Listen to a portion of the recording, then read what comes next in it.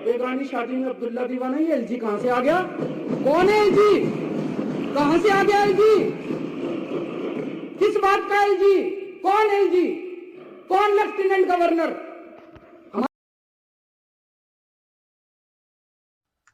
जय हिंद। मेरा नाम है आरफा नबील और आज हम पढ़ने जा रहे हैं लेफ्टिनेंट गवर्नर के बारे में। लेफ्टिनेंट गवर्नर 2014 से पहले ये नाम बहुत चुनिंदा लोग ही जानते थे, पर 2014 के बाद तो मानिए कि इस नाम का कोई ट्रेंड चलने लगा था। किसी ना किसी न्यूज चैनल पर हमें एलजी की कोई ना कोई चर्चा होते हुए दिख जाती थी। लेफ्टिनेंट गवर्नर जो होते हैं ये प्रेसिडेंट अपॉइंट करते हैं और ये यूनियन टेरिटरीज में ही अपॉइंट किए जाते हैं, और जो गवर्नर होते हैं वो स्टेट में अपॉइंट किए जाते हैं, जैसे कि दिल्ली, पौंडुचेरी, अंडमान एंड निकोबार। यहाँ पर आपको लेफ्टिनेंट गवर्नर काम करते हुए दिखते हैं और इनका काम होता है स्टेट के फंक्शन को मॉनिटर करना। पर ऐसा लगता नहीं है कि सिर्फ अब ये स्टेट के फंक्शन को अपॉइंट करते हैं, बल्कि अब तो लेफ्टिनेंट गवर्नर के पास कई सारी पावर्स हैं। ये पावर्स का जो बूस्ट है, लेफ्टिनेंट गवर्नर की जो पावर में इतना बूस्ट देखने को मिला है, ये मिला है हमें एक बिल से जिसका नाम था GNCTT अमेंडमेंट बिल 2021। ये सेंट्रल गवर्नमेंट ने ये बिल इंट्रोड्यूस किया था। लोकसभा में ये बिल 15 मार्च को पास हो गया था और राज्यसभा में बिल 24 मार्च को पास हो गया था। क्या था ये बिल? ये बिल अमेंड करता है पावर्स को दिल्ली गवर्नमेंट की और लेफ्टिनेंट गवर्नर की। कहीं ना कहीं ये बिल लेफ्टिनेंट गवर्नर की पावर को बढ़ा रहा था, वहीं ये चीफ मिनिस्टर की पावर को दिल्ली के बहुत कम कर रहा था। ये देखते हैं क्या था ये बिल। GNCTT बिल के मुताबिक दिल्ली गवर्नमेंट का मतलब अब एलजी होगा। मतलब जो सरकार लोगों ने चुन के भेजी है, दिल्ली गवर्नमेंट जो लोगों ने चुन के भेजी है, अब वो असली सरकार नहीं है, बल्कि असली सरकार का मतलब होगा अब लेफ्टिनेंट गवर्नर, जो कि प्रेसिडेंट अपॉइंट करते हैं और इनडायरेक्ट इलेक्शन से होते हैं। इसमें जनता की कोई भी कॉन्ट्रीब्यूशन जनता का नहीं होता है। दूसरा जो ये बिल कहता है वो ये कहता है कि दिल्ली लेजिस्लेटिव असेंबली अब day to day administrative decision भी नहीं ले सकती है। मतलब अगर कोई भी day to day administrative decision लेना है, जैसे ऑड इवन का कुछ काम करवाना है, कोई भी रूल अगर फॉलो करवाना है, तो उसके लिए भी अब एलजी का दरवाजा खटखटाना पड़ेगा। तीसरा जो ये बिल बोलता है, इस बिल के मुताबिक कोई भी एग्जीक्यूटिव एक्शन लेने के लिए, अगर कोई भी एग्जीक्यूटिव डिसीजन लेना है दिल्ली गवर्नमेंट को, दिल्ली सरकार को, तो अब उनको एलजी का ओपिनियन लेना मैंडेटरी कर दिया गया है। जैसे कि अगर हेल्थ के रिगार्डिंग वो कुछ काम करना चाहते हैं, एजुकेशन के रिगार्डिंग कुछ काम करना चाहते हैं, तो उनको सबसे पहले एलजी का ओपिनियन लेना मैंडेटरी है। यही हम इस वक्त देख रहे हैं कि फिनलैंड, दिल्ली सरकार जो चाहती है कि दिल्ली के स्कूल के टीचर्स को वो फिनलैंड भेजे, क्योंकि फिनलैंड की जो एजुकेशन सिस्टम है वो वर्ल्ड फेमस है। हमारी सरकार चाहती है, दिल्ली सरकार चाहती है कि वहां पे हमारे टीचर्स जाएं और वहां से जाके सीखें कि किस तरह से वहां पे टीचर्स पढ़ाते हैं, उनका क्या करिकुलम होता है, किस तरह से वो काम करते हैं। पर यहाँ पर भी हम ये देखते हैं कि एलजी ने उस काम पर भी स्टे लगा रखा है। तो सुप्रीम कोर्ट का इसमें क्या कहना है वो अभी हम देखते हैं। तो ये बिल, GNCTT बिल, कहीं ना कहीं लेफ्टिनेंट गवर्नर की पावर को काफी हद तक बढ़ा देता है और दिल्ली गवर्नमेंट की पावर को काफी हद तक लिमिटेड कर देता है। अगर बात करें लेफ्टिनेंट गवर्नर की, तो कहीं ना कहीं सेंटर के रिप्रेजेंटेटिव के रूप में काम करता है। तो कहीं ना कहीं सेंट्रल गवर्नमेंट जो है वो एक इनडायरेक्ट रूल कर रही है, किसके द्वारा? लेफ्टिनेंट गवर्नर के द्वारा। अब सुप्रीम कोर्ट का इसमें क्या जजमेंट है? सुप्रीम कोर्ट के जजमेंट को समझने से पहले हमें दिल्ली की थोड़ी हिस्ट्री के बारे में समझना पड़ेगा कि किस तरह से दिल्ली गवर्नमेंट जो थी वो पहले कैसे काम करती हुई आ रही थी और लेफ्टिनेंट गवर्नर का पहले उसमें क्या रोल था। तो सबसे पहले दिल्ली की हिस्ट्री में हम ये देखते हैं कि 1952 में दिल्ली को सबसे पहली बार स्टेट का दर्जा मिला और यहाँ के पहले सीएम बने चौधरी ब्रह्म प्रकाश। उसके बाद हम देखते हैं कि 1956 में एक एक्ट पास हुआ जिसका नाम था स्टेट रीऑर्गेनाइजेशन एक्ट। इस एक्ट के मुताबिक बहुत सारे नए स्टेट्स बनाए गए और नई यूनियन टेरिटरीज बनाई गई, जिसमें दिल्ली को भी स्टेट का दर्जा छीनते हुए यूनियन टेरिटरी का दर्जा दे दिया गया। मतलब अब दिल्ली स्टेट नहीं है बल्कि एक यूनियन टेरिटरी है। अब यूनियन टेरिटरी तो है, पर लोग इससे बिल्कुल भी सेटिस्फाई नहीं हुए, क्योंकि दिल्ली से स्टेटहुड का दर्जा छीन लिया गया था। तो इसी को ठीक करते हुए 1991 में 69th कॉन्स्टिट्यूशनल अमेंडमेंट हुआ।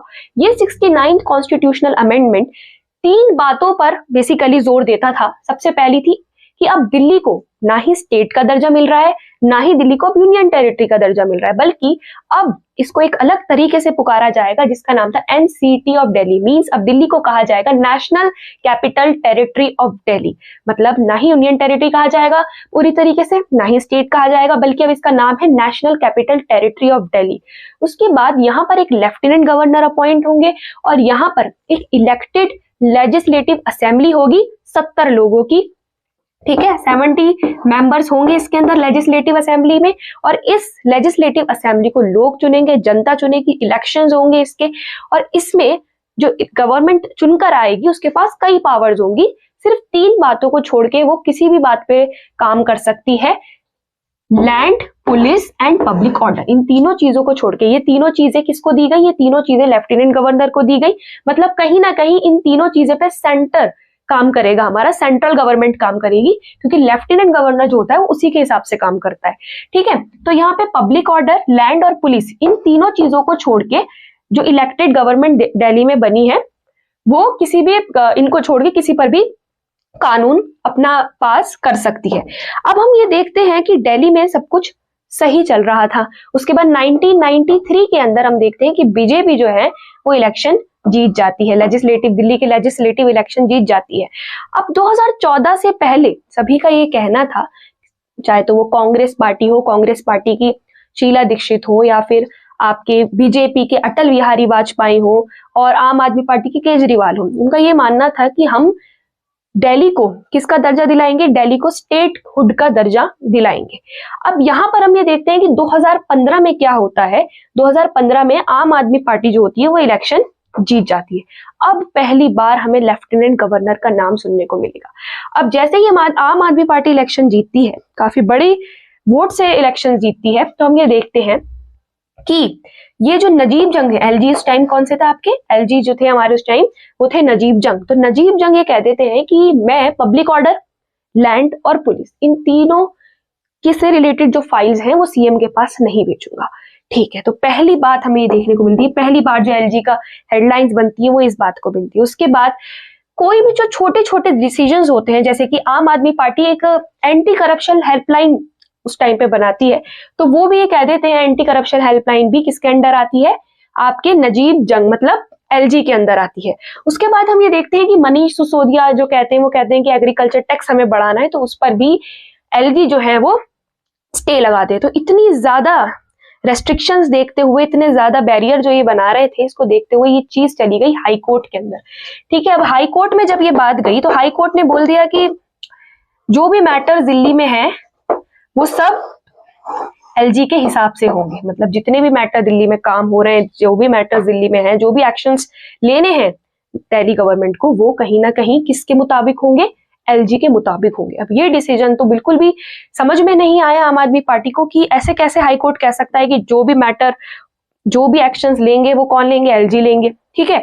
तो यहाँ पर ये बात कहाँ चली जाती है? ये बात चली जाती है सुप्रीम कोर्ट में, ठीक है। सुप्रीम कोर्ट जो है जजमेंट देता है अपनी 4 जुलाई 2018। इस दिन सुप्रीम कोर्ट का जजमेंट आता है, और सुप्रीम कोर्ट अपनी जजमेंट में ये साफ साफ कहता है कि एलजी के पास 3 चीजों को लेकर मेजर पावर है, उसके ऊपर वो डिसीजन दे सकता है अपना। पहला लैंड, वही दूसरा पुलिस, और तीसरा पब्लिक ऑर्डर। इन तीनों चीजों को छोड़कर लेफ्टिनेंट गवर्नर किसी भी चीज पर अपना इंडिपेंडेंट डिसीजन नहीं दे सकता है। और दिल्ली को गवर्न कौन करेगा? उसकी इलेक्टेड गवर्नमेंट ही उसको गवर्न करेगी।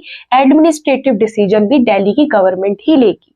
ये साफ साफ सुप्रीम कोर्ट ने अपनी जजमेंट में 4 जुलाई 2018 को समझा दिया था।